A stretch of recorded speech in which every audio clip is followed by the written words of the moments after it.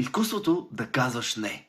Здравейте, приятели! Днес ще си говорим за това как да казваме не, как да устояваме границите си, как да поставим себе си на първо място и как да не бъдем манипулирани. Ако имаш проблем с някои от четирите, изгледай видеото до край. Сега, нека първо погледнем откъде идва думата решение на български, на английски е decision. И decision идва от латински, което е decisio, което значи убивам избор. Което значи, че всеки път, когато ние вземем дадено решение, ние убиваме автоматично други избори. Какви избори убиваме? Ако сега взема решение да пия вода, докато правя това видео, значи аз убивам избора да говоря на вас и взимам решението да пия вода. Когато в момента съм фанал да правя това видео, аз съм убил други решения да си говоря, например, с колеги, да се храня или каквото и да било, което друго може да правя. Тоест, имайте предвид, че всеки път, когато кажете да на дадено нещо, вие казвате автоматично не на други неща. Въпросът е обаче дали казваме не на нещата, които наистина искаме да казваме не, или казваме не на себе си и нещата, които обичаме да правим. Как обаче можем да започнем да казваме по-често не?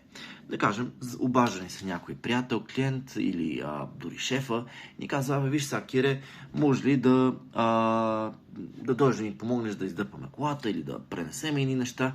И ти всъщност знаеш, че по това време трябва да си навън с децата, например, или с жената, да отидете на ресторант.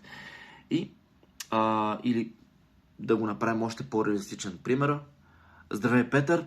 До вечера в 7 имам нужда от помощта ти, трябва да пренесем едни неща, едни много тежки багажи, до вечера в 7 имам среща с жената.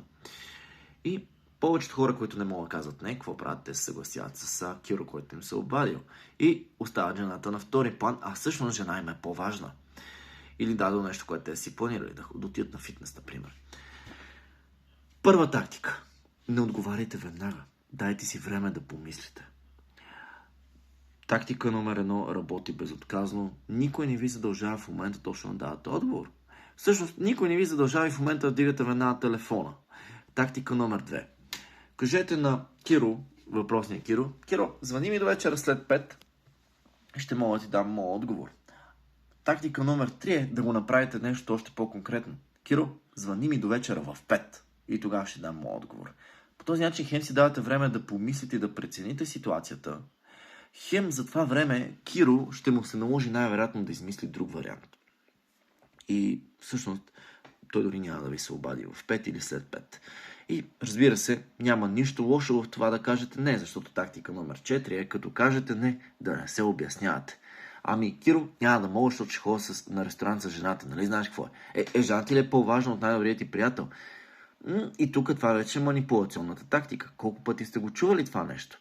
Запомнете, приятели. Ако някой ви манипулира, проблема не е в него. Проблемът е в вас. Тези, които сте манипулирани, защото ние просто го позволяваме това нещо. И след като го позволяваме и то работи, много ясно, че човека отсреща ще го използва.